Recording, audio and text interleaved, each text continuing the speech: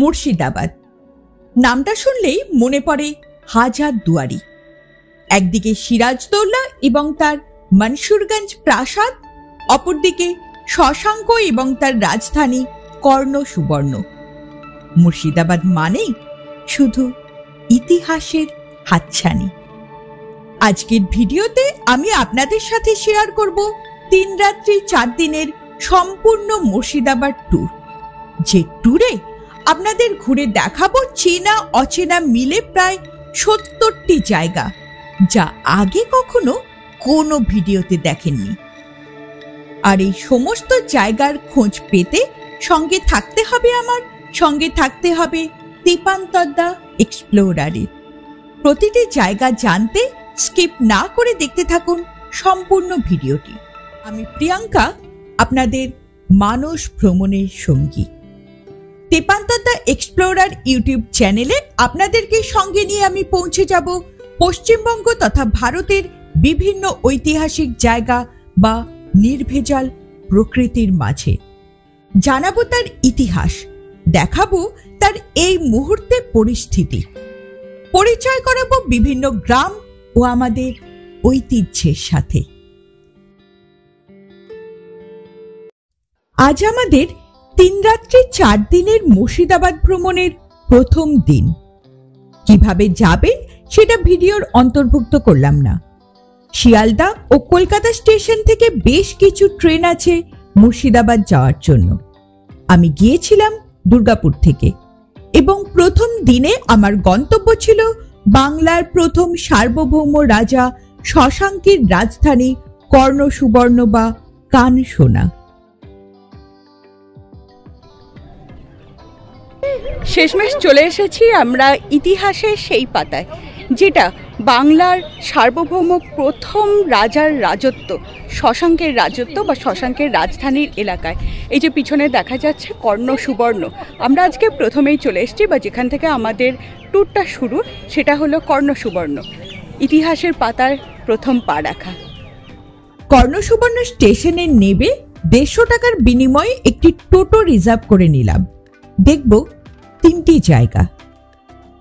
প্রথমেই দেখব প্রাচীন একটি নীলকুঠির ধ্বংসাবশেষ, চোখে পড়বে এএসআই এর বোর্ড। আমি এই মুহূর্তে দাঁড়িয়ে আছি কর্ণ সুবর্ণর রাক্ষসীডাঙ্গাতে।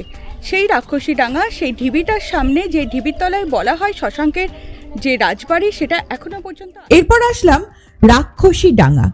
বলা হয় এখানেই ছিল শশাঙ্কের রাজধানী। এখানেও এএসআই এর বোর্ড লক্ষিত হয়। এটি একটি প্রত্নস্থল। পাশেই অবস্থিত একটি মাজার।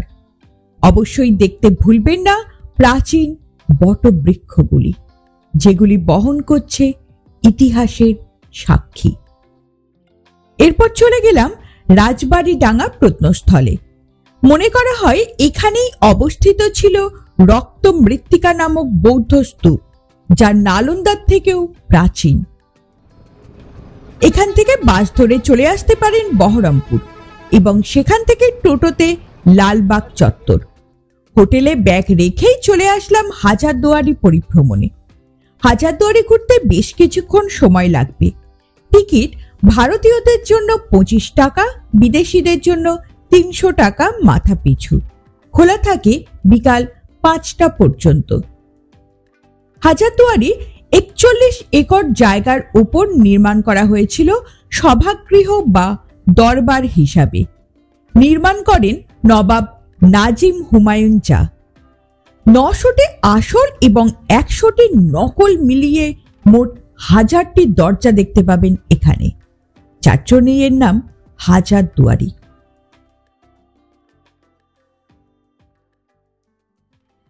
এর মুখোমুখি অবস্থিত নিজামত ইমামবাড়া। সিরাজদৌল্লা কর্তৃক নির্মিত কাঠের ইমামবাড়া পুড়ে গেলে 1847 সালে নবাব মনসুর আলী খান এটি নির্মাণ করেন। তবে মহরম ছাড়া অন্য দিনগুলি টুরিস্টদের জন্য এটি খোলা থাকে না। এই চত্বরেই দেখে নিন সূর্যঘড়ি ক্লক টাওয়ারটি এবং পাশেই অবস্থিত মদিনা মসজিদ। সিরাজদৌল্লা নবাব হওয়ার পর পবিত্র মদিনা থেকে মাটি এনে এই মসজিদ নির্মাণ করা হয়। মদিনা মসজিদের পাশেই রাখা আছে 18 ফুটের বাচ্চাওয়ালি তোপ, যেটি একবার মাত্রই দাগা হয়েছিল। এগুলো দেখতে দেখতে এবং হাজারদুয়ারি মিউজিয়াম ঘুরতে ঘুরতে সন্ধ্যা হয়ে আসবে। রাতে আমরা খাওয়া দাওয়া করেছিলাম হাজারদুয়ারি রেস্টুরেন্টে এবং ছিলাম পশ্চিমবঙ্গ সরকারের ইউথ হোস্টেলে। কোথায় থাকবেন এবং কি খাবেন না তার ভিডিও আমি আগেই আপলোড করেছি, অবশ্যই দেখে নেবেন।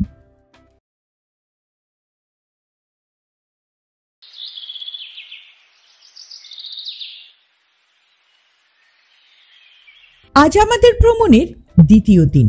আগামী 3 দিনের জন্য আমি একটি টোটো রিজার্ভ করে রেখেছিলাম, কারণ লিস্টটা বেশ বড়। সব শেষ করতে হলে একটি টোটো সবসময় সাথে থাকা প্রয়োজন।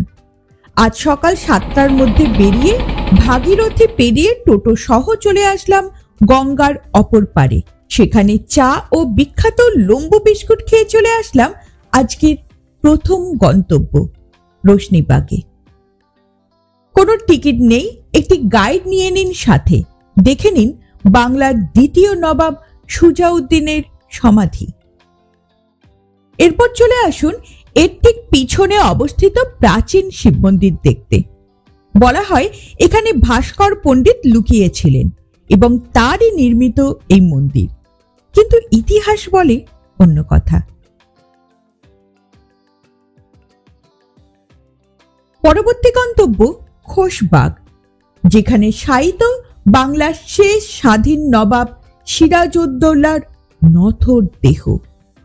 টিকিট নেই, একটি গাইড নিয়ে নিন সঙ্গে, তাহলে কোনটাকার কবর বুঝতে সুবিধা হবে। খোশবাগের ভিতরেই অবস্থিত খোশবাগ মসজিদ, সেটিও দেখে নিন। এরপর আসুন টেরাকোটা কাজের উৎকৃষ্ট নিদর্শন ভট্টবাটি ধাম বা রত্নেশ্বর শিব মন্দির দেখতে। মনে করা হয় এটি 18 শতকের গোড়ার দিকে তৈরি। এর শিল্পকর্ম আপনাকে মুগ্ধ করতে বাধ্য। এরপর গন্তব্য 51 সতীপীঠের অন্যতম কিরিটেশ্বরী মন্দির, যেখানে মায়ের করটি পড়েছিল। নতুন মন্দিরটি নির্মাণ করেন রানী ভবানী। প্রাচীন ভগ্ন মন্দিরটি সম্পূর্ণ ভেঙে এখন আবার নতুন করে নির্মাণ করা হচ্ছে। পাশেই অবস্থিত বেশ কিছু প্রাচীন মন্দির এবং নিদর্শন, সেগুলোও ঘুরে দেখে নিন। এরপর চলে আসুন কিরিটেশ্বরী গুপ্ত মন্দির দেখতে।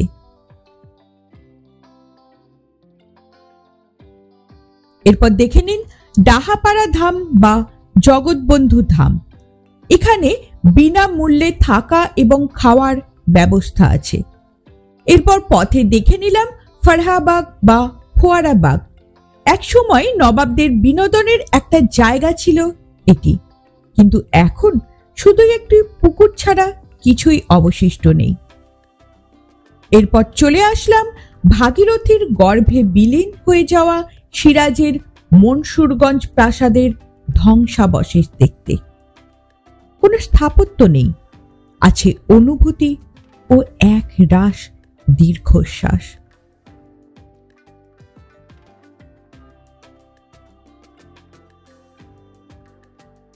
এরপর চলে আসলাম আজিমগঞ্জ।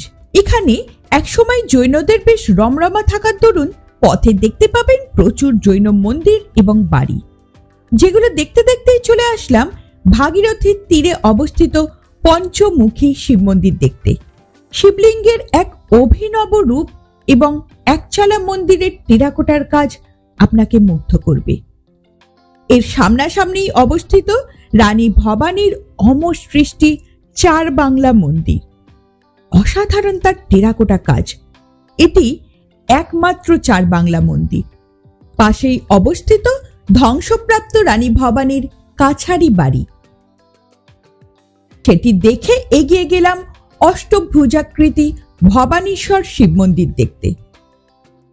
পাশেই অবস্থিত বেশ কিছু প্রাচীন মন্দির এবং রাজরাজেশ্বরী মন্দির।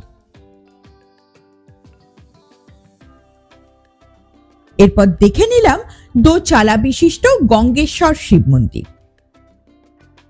এরপর আজিমগঞ্জ থেকে গঙ্গা পেরিয়ে চলে আসলাম জিয়াগঞ্জে। দুপুরের খাওয়া দাওয়া সেরে দেখে নিলাম মুর্শিদাবাদ সিল্ক যেখানে তৈরি হয় সেই জায়গা এবং তাদের কারখানাগুলি। কিনলাম শাড়িও। কিভাবে তৈরি হয় দাম ও ইতিহাস নিয়ে দুটি ভিডিও আগেই আপলোড করেছি, যারা দেখতে চান অবশ্যই দেখে নেবেন আমার চ্যানেলে। এরপর দেখলাম সাজানো গোছানো অরিজিৎ সিং এর বাড়ি। এগুলো দেখে হোটেলে ফিরতে ফিরতে সন্ধে হয়ে যাবে। আজ ছিলাম ফ্রেন্ড হোটেলে। রাতের খাওয়া দাওয়াটাও সেরেছিলাম এখানেই।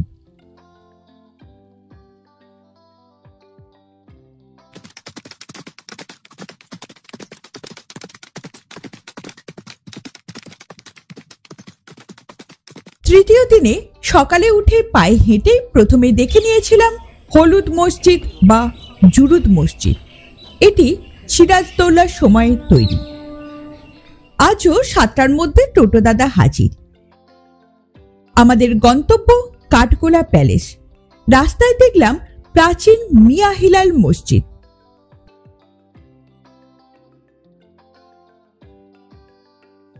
তারপর চলে গেলাম কাঠগোলা প্যালেসে। এখানে দেখে নিলাম বিশাল আমবাগান, চিড়িয়াখানা, মিউজিয়াম, গোপন সুড়ঙ্গ, বিভিন্ন স্থাপত্য ও আদিনাথ মন্দির। পুকুরগুলিতে দেখে নিলাম প্রচুর মাছ। এখানে টিকিট আছে, গাইড নিতে পারেন। এরপর আসলাম ধনকুবের জগৎ শেঠের বাড়ি দেখতে। এখানেও টিকিট ও গাইড নিলাম। দেখলাম সমগ্র মিউজিয়াম এবং জৈন মন্দির। এরপর আসলাম রাজা দেবী সিং নির্মিত নসিপুর রাজবাড়ি দেখতে। এখানেও টিকিট ও গাইড আছে। এরপর দেখলাম নসিপুরের বেশ কিছু প্রাচীন শিব মন্দির।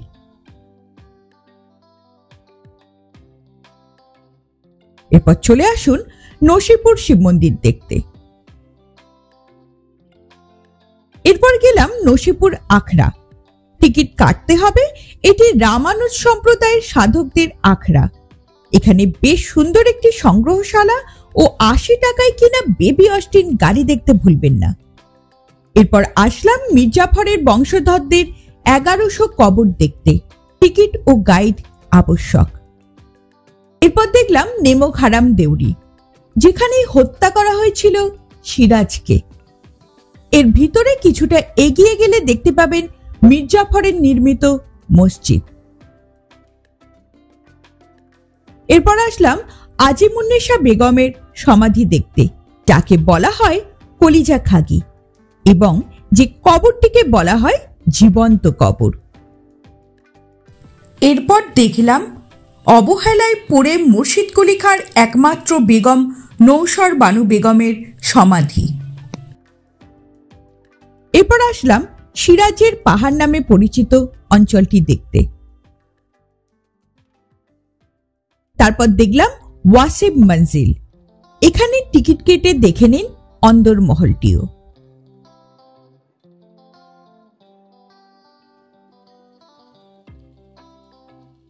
আজ দুপুরে খাওয়া দাওয়া সারলাম হোটেল শাগনিকে। এরপর একে একে দেখলাম সাদা মসজিদ, ত্রিপোলিয়া গেট, দক্ষিণ দরজা, ঘণ্টা ঘর, মুন্নি বেগমের তৈরি চক মসজিদ। এরপর আসলাম হরি সিং দেউরি দেখতে। বিশাল আকৃতির দুটি মন্দির। এরপর গভীর জঙ্গল পেরিয়ে আমবাগানের ভিতর কিছুটা এগিয়ে গেলে দেখতে পাবেন রেখো দেউল রীতিতে তৈরি অবহেলিত একটি মন্দির। পরবর্তী গন্তব্য কাটরা মসজিদ, যেখানে শায়িত মুর্শিদ কুলি খাঁ আছে তার নির্মিত একটি হিন্দু মন্দিরও। তারপর দেখে নিন জাহানকোষা কামান, যেটি আনা হয়েছিল ঢাকা থেকে। এর পরের গন্তব্য ফৌতি মসজিদ, যেটি কোনোদিনই সম্পূর্ণ করা যায়নি। এরপর দেখে নিলাম বাংলার তৃতীয় নবাব সরফরাজ খানের অবহেলিত জঙ্গলাকীর্ণ সমাধি। এরপর চলে আসলাম মতিঝিল চত্বরে। একটি গাইড নিয়ে নিলাম। দেখলাম ঘসেটি বেগমের গুপ্ত ঘর, কিটিং এর সমাধি, জামে মসজিদ বা কালা মসজিদ, নওয়াজিস মোহাম্মদের সমাধি। এরপর সন্ধ্যায় চলে আসতে পারেন মতিঝিল পার্কের ভিতরে, যেখানে টয় ট্রেন সহ বাচ্চাদের বিভিন্ন অ্যাক্টিভিটিস লক্ষিত হয়। আজ রাতে হাজারদুয়ারি রেস্টুরেন্টে খাওয়া দাওয়া সেরে আবার চলে আসলাম হোটেলে। আজ আমাদের মুর্শিদাবাদ ভ্রমণের শেষ দিন। আজকে দেখব কাশিম বাজার। সকাল 7টায় আজকেও বেরিয়ে পড়েছিলাম। প্রথমেই দেখলাম বনমালীপুর মসজিদ। নবাব আলীবর্দী খান বিশ্বস্ত সেনাপতি দোস্ত মোহাম্মদের সমাধি আছে এখানেই। তারপর দেখলাম মতিঝিলের বিপরীতে অবস্থিত রাধা মাধব মন্দির। অসাধারণ এখানকার রাধা মাধব মূর্তিটি। অবশ্যই দেখবেন মাধবী তলাটিও। এরপর আসলাম কাশিম বাজার বড় রাজবাড়ি দেখতে। ভিতরে টুরিস্টদের প্রবেশ নিষিদ্ধ। এরপর আসলাম কাশিম বাজার ছোট রাজবাড়ি নামে পরিচিত বাড়ি এবং মিউজিয়ামটি দেখতে। এর একটা ভাগ এখন পর্যটকদের থাকার জন্য খুলে দেওয়া হয়েছে। এখানে টিকিট আছে, সাথে গাইড দিয়ে দেওয়া হয়। এরপর দেখলাম আনন্দময়ী কালীবাড়ি।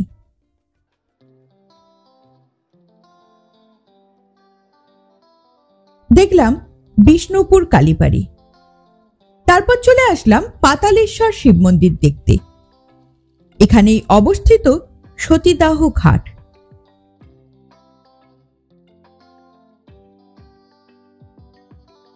এরপর দেখলাম ওল্ড ইংলিশ কবরস্থান, যেখানে আছে ওয়ারেন হেস্টিংসের স্ত্রী এবং কন্যার কবর।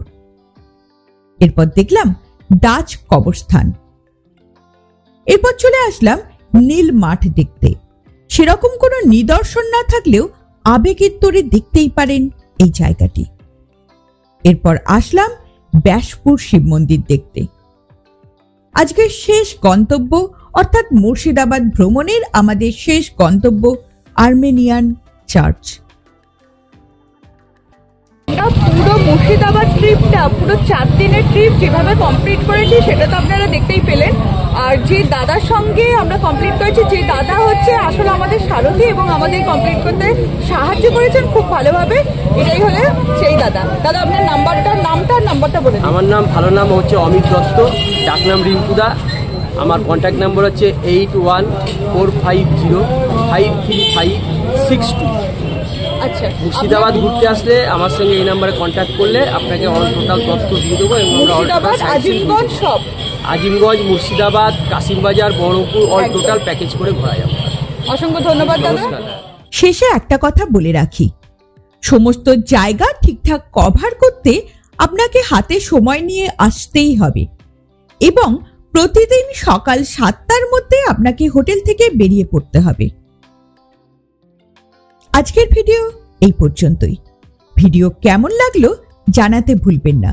ভালো লাগলে একটা লাইক করে এবং সাবস্ক্রাইব করে পাশে থাকার অনুরোধ রইল। পরবর্তী ভিডিওগুলোতে আপনারা দেখতে পাবেন প্রতিটি জায়গার পুঙ্খানুপুঙ্খ ইতিহাস এবং ডেসক্রিপশন। তার জন্য সঙ্গে থাকতেই হবে তেপান্তরদা এক্সপ্লোরারে। অসংখ্য ধন্যবাদ সম্পূর্ণ ভিডিওটি দেখার জন্য এবং সঙ্গে থাকার জন্য।